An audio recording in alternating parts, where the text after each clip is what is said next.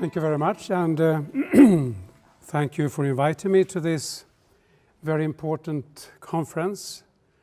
I think we are not very good at collecting the 5 Nordic countries to conferences like this. We tend to go to Australia, New Zealand, South Africa, or as far as possible to get new knowledge.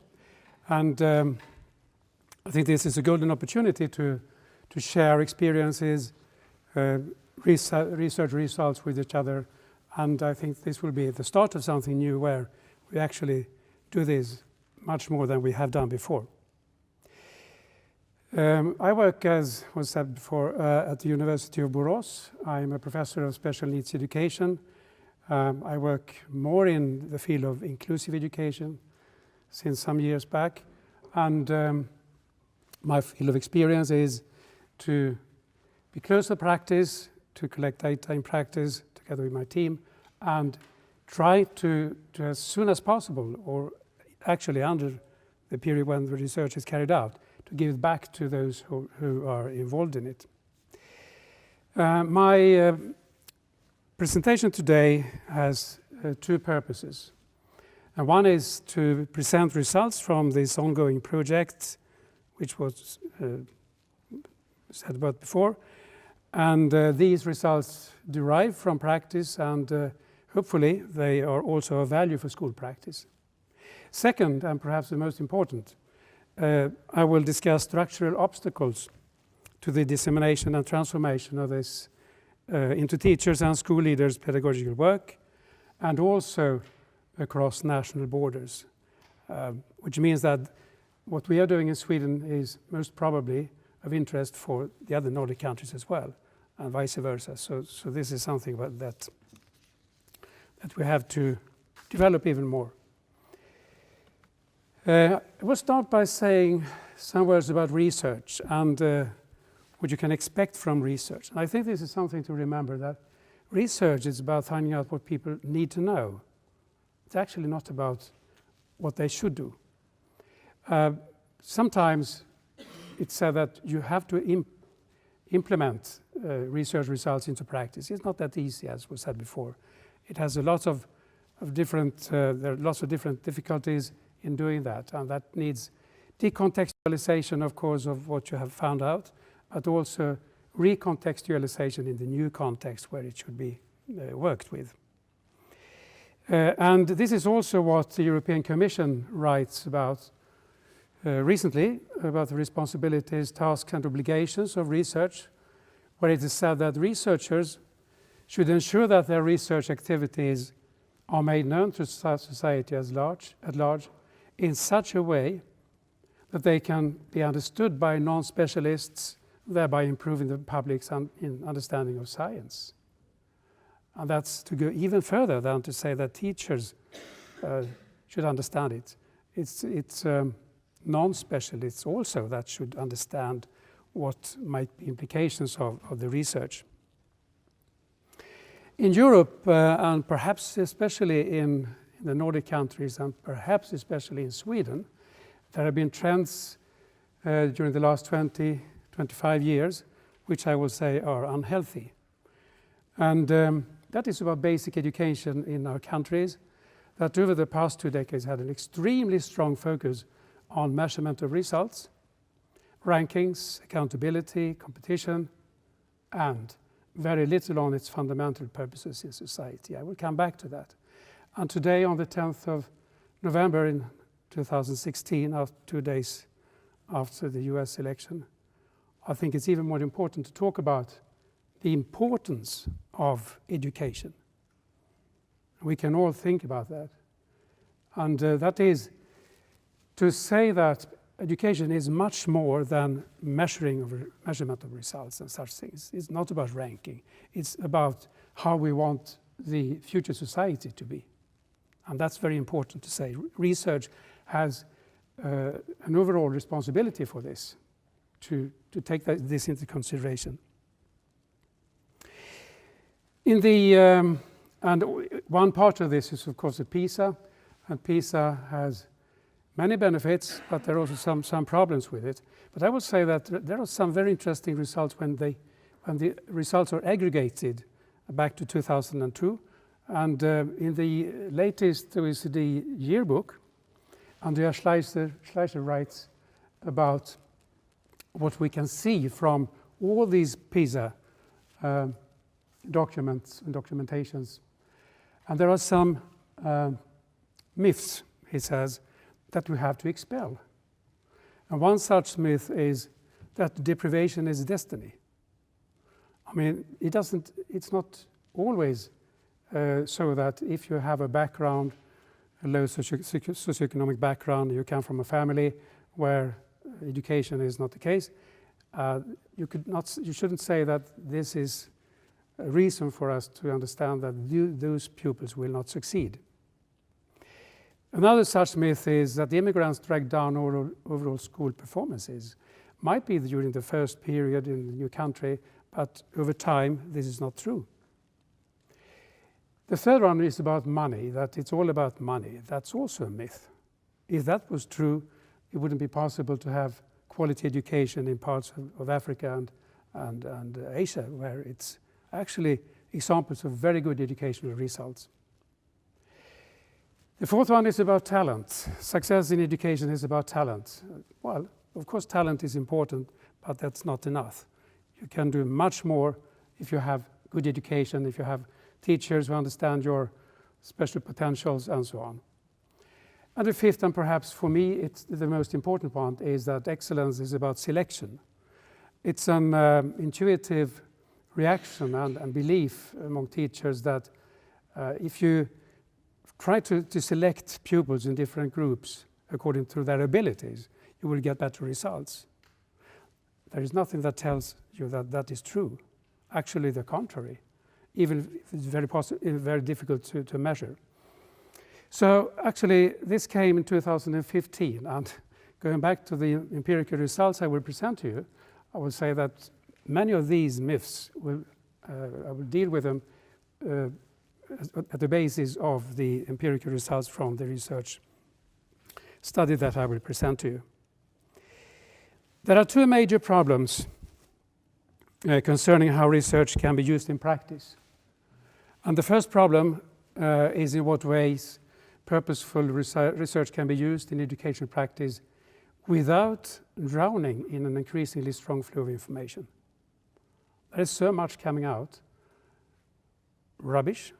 The internet is used for, of course, information, but so much is taken for truth as knowledge, but it's not always like that, as we know. And the second problem is perhaps worse for us who work with these things in academia.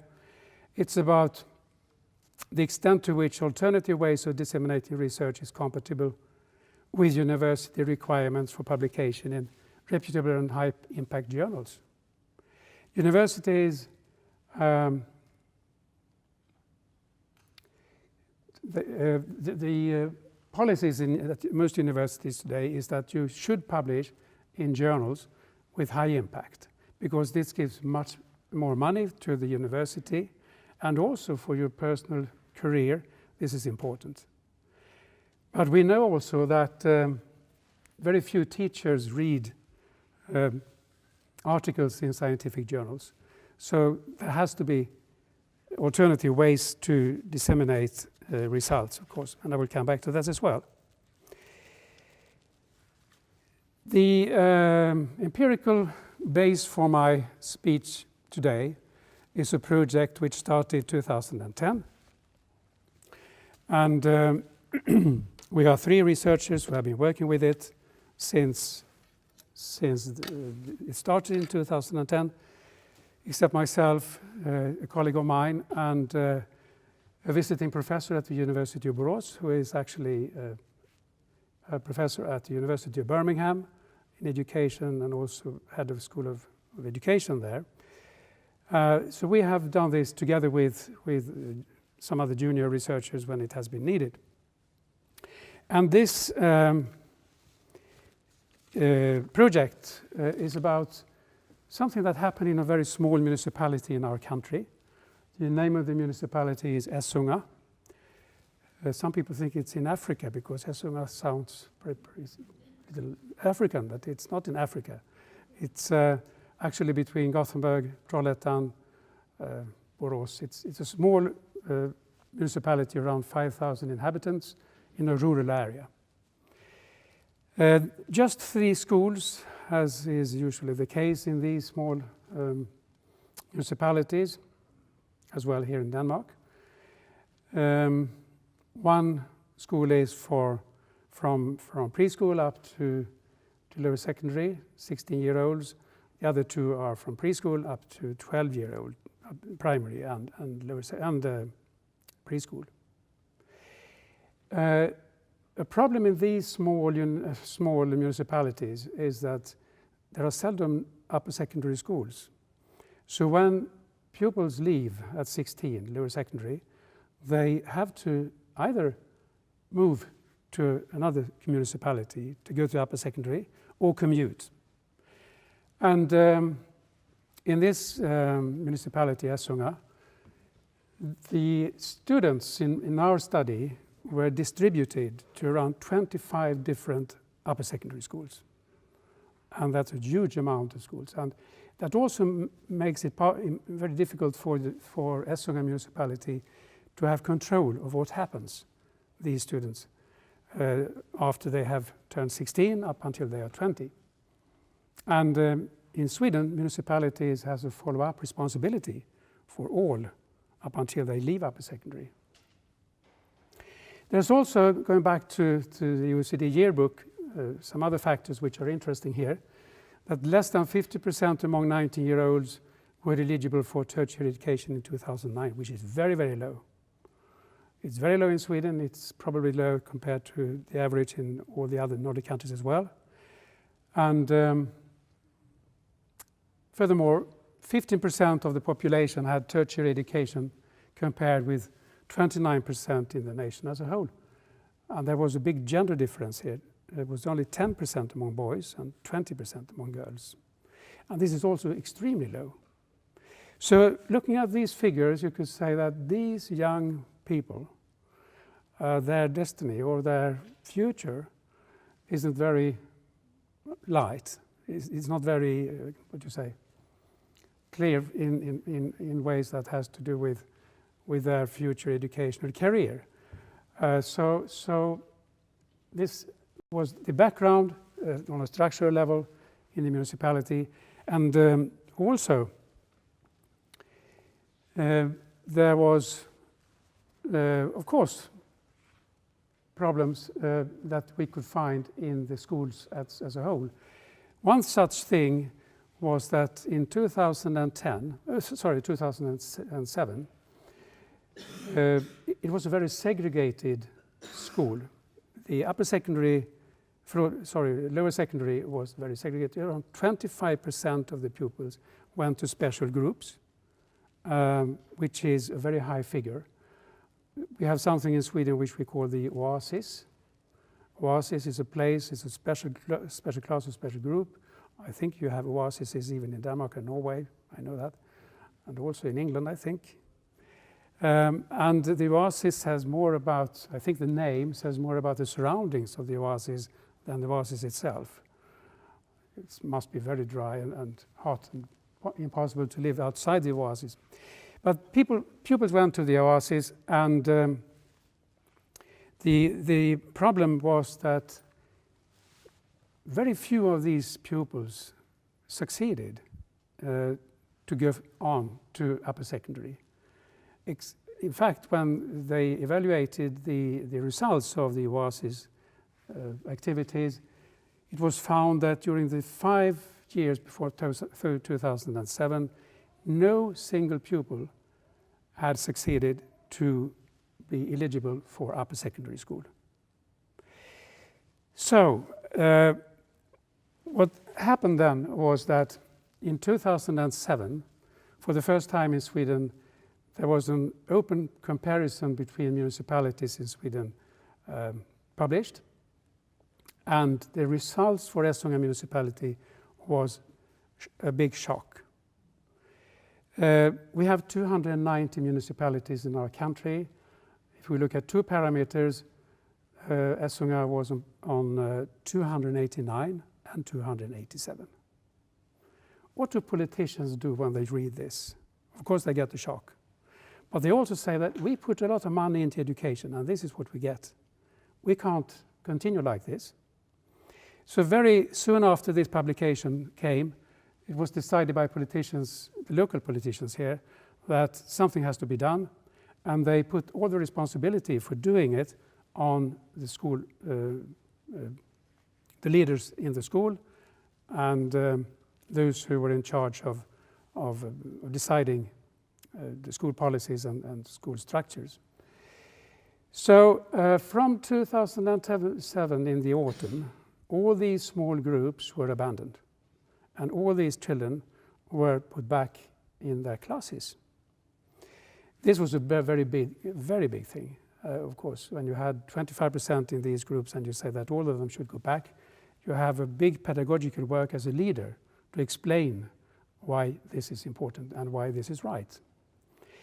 But this was what was done, and parents, as well as all staff, of course, were involved in that process.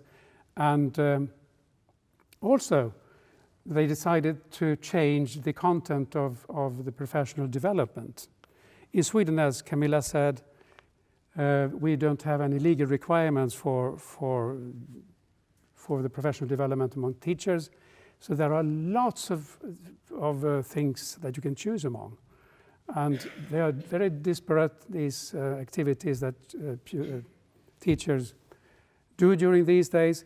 But it was decided here that just two things would be concentrated on during the coming 3 years. One was the concept of inclusive education, because they had to know how to do this in the classroom when all these young pupils came back. And the other thing was to raise achievement, goal fulfillment. So these two things together was what they concentrated on. So what happened? And this was, of course, it was a medial big thing in Sweden. But as you can see here in two parameters, achieved goals in all school subjects. In 2007, only 63% of the pupils achieved all goals. And when we look at eligibility for upper secondary education, it was 77%. And you can see the ranks in 2007 was very low. And then this project started, or they didn't want to take it as a project, it was a new way of understanding schooling. And after the first year, their position in the ranking list had actually raised, and also the second year, and in 2010, they had actually achieved what was the goals of the politicians. All pupils in lower secondary were eligible for upper secondary.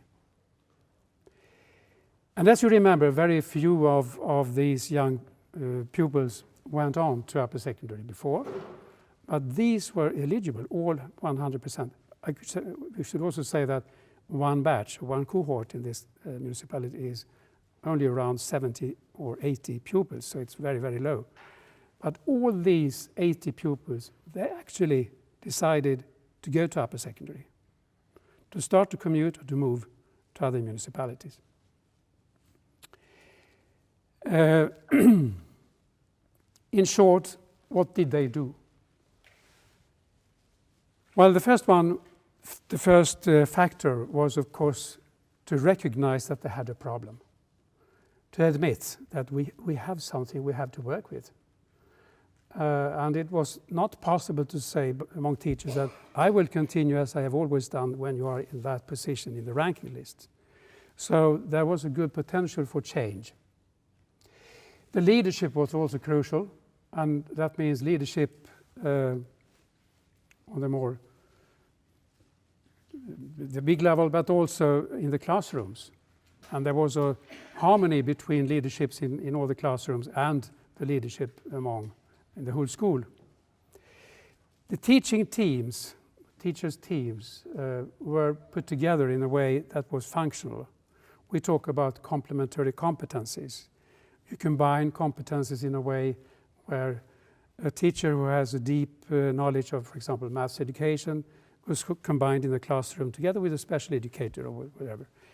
And as you can understand, they got lots of resources from all these small groups that could be used in the classroom instead. So they got a lot of special education competence in the classrooms. And this was allocated very, very carefully. They also decided, and that was a demand from the politicians, that all the change had to be based or informed by current research. So they started reading research. And we asked them, of course, how did you choose all these research reports? Well, we used the concept of learning by stealing, they said. So they looked at literature lists at different universities, what did they use there, and they took the best as they could find. They bought the books, they made small pamphlets of it, and they used this. And everyone became more and more engaged in this reading and engaging with research results. As I said, special education competence was very closely integrated with the common pedagogical competence. And not least, there became a very strong collaboration between school and social service in the municipality, meaning that what happened in the children's leisure time was monitored in a way by school and vice versa, because they had such a tight collaboration. And it was, of course, quite easy to do that, because in this municipality it was the same person who was in charge of social service and school. So it was very easy to negotiate when you are the same person. Our research study started in 2010, and I have to stress this because we were not involved at all in the change. I didn't know about it until the early summer in 2010, when I was approached by my staff at the school. They wanted us to try to look at this from a scientific view. And I said, why not? I mean, if something like this happens, the least you can do is to try to find out what it was. And they said to us, we know that we have done something good. And we also know that it resulted in very good things. But we can't understand why all this happened. Could you please help us with that? So they formulated in a way what they wanted us to do as researchers. So we started this in the very early second semester in 2010. We got financing of the project very, very short time after we have come up with the idea from different bodies in Sweden, not least bodies that are represented in this room. And we could start the project 2 months after the idea was born. And this is very, very uncommon, as you might know. So what we wanted to do was 2 things. The first one was to examine and isolate key elements that make a difference in schools and classrooms in an inclusive work with all students. And the other one, which we think was, well, to me, it's the most important and most interesting part, is to follow 2 batches of students through their upper secondary education. And as a researcher, when you start a project, you always go back to look what has been done before. And we looked at studies where these things have been in focus all around the world. And we wanted to see, because there are lots of projects around inclusive education. So we wanted to know, how was the follow-up? How much this research is there that follows up what happens with the pupils? Because that has to be, in my way of understanding, the most important thing. How many such studies do you think we found? 0. There was none. And I think it's because it takes a long time. So this is a 6-year project, which is very uncommon. You usually have projects that run over 3 years. This is a 6-year research study. I would also stress that we can't say anything about the causal relationship between inclusive education and the results. It's important to say this as well. We can say that there is a correlation between what happened, but we can't say that it was the effect of inclusive education. But I will come back to that. I will also say, going back to what Camilla said before about what happens when a project ends. If you have put a lot of money into the project, when the money is not there any longer, it seems to just fade out. In this case, the politician said that you will get no extra money at all. You have to reallocate the money you have. So there were no extra money. And that might be a good reason why it was so successful and that it was continued. So I will concentrate now on the part 2 here, where we have followed these students through the upper secondary.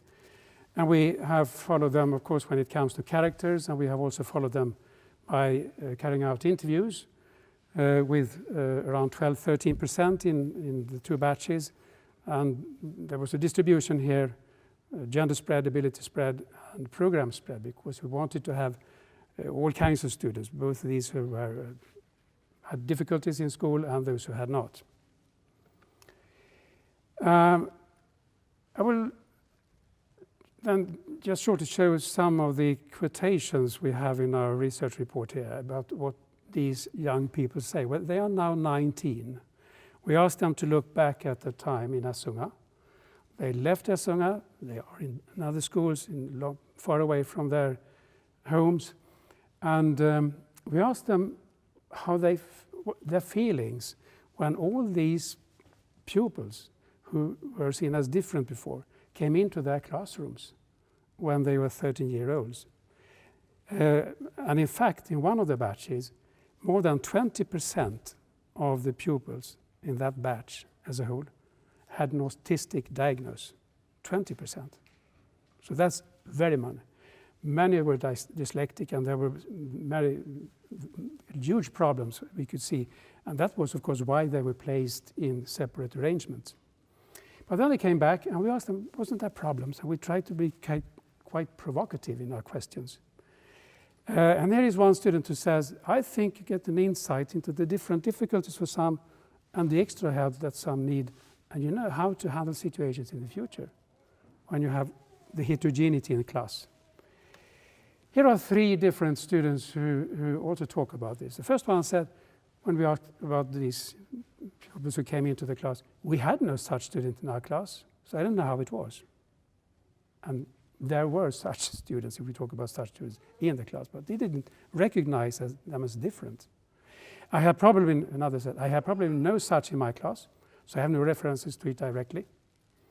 We had no one in our class, but I didn't feel that there was something problematic or that I heard something. There was never any problem with it. No, there was nothing I noticed.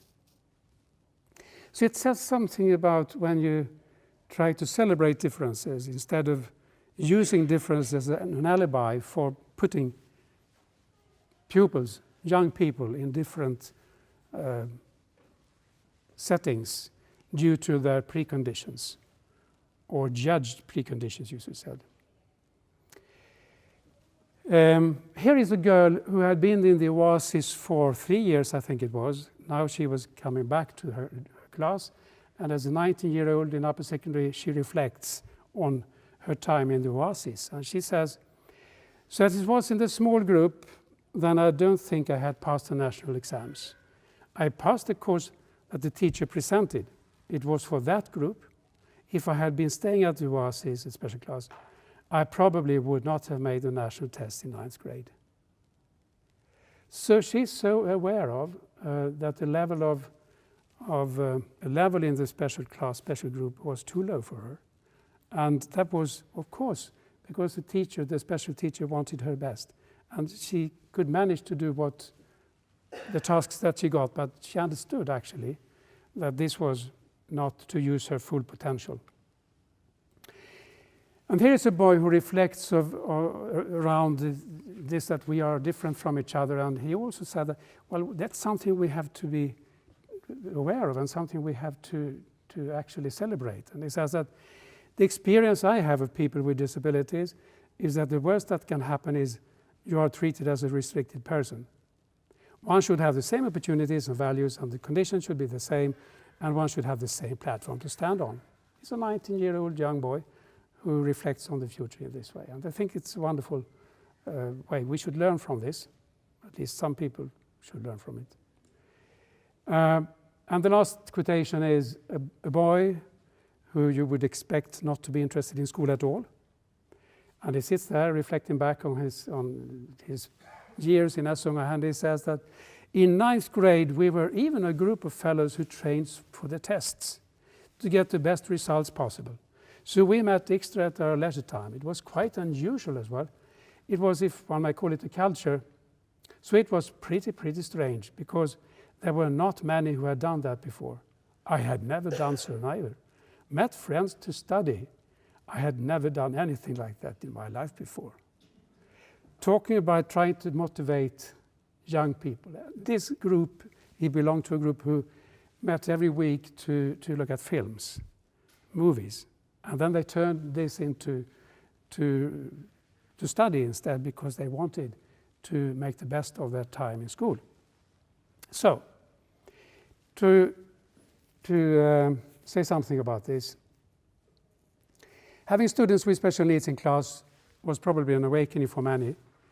And as one of them says, a person with a disability is actually just a person and not someone who sits in a separate building.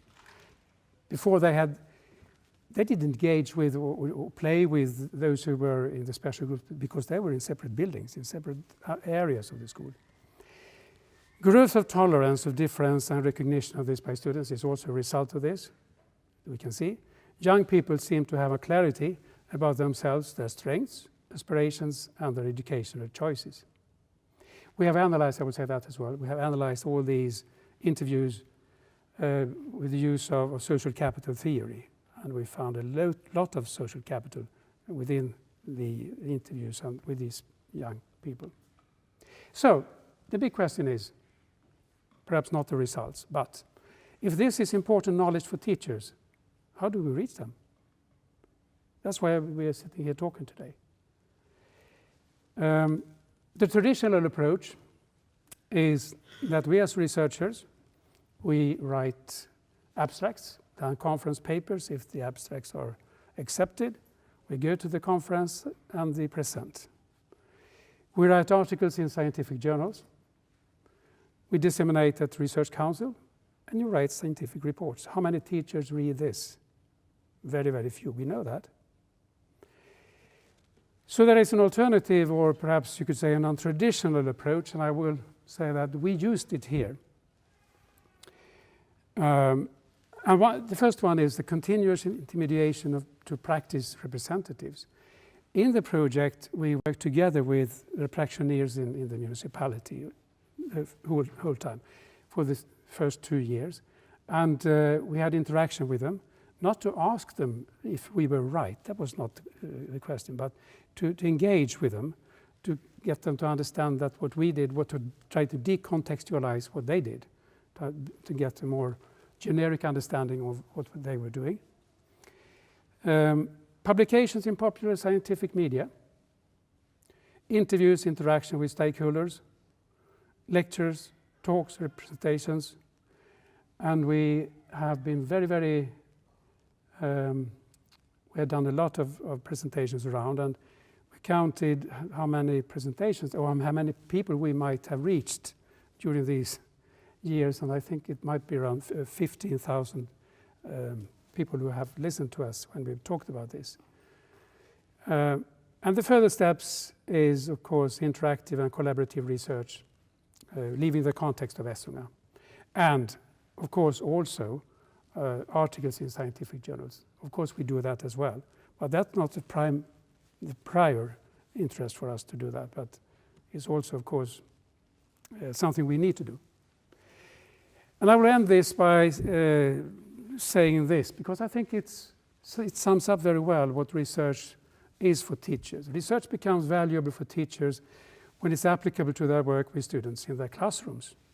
As part of an ongoing cycle, teachers who study, critique, and select research do so in terms of questions that emerge from their own teaching. They continually ask, how will what I learned from this study help my students? Such application grounds research in practice and translates the theoretical into the real.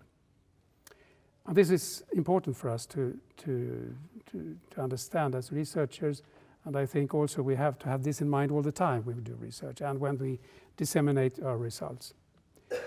Finally, this is what is available from the project so far. We are engaging in one more article for a scientific journal now. The blue ones are blind peer-reviewed articles in journals, and the other ones are in books and reports that are more of a popular scientific color. Thank you very much.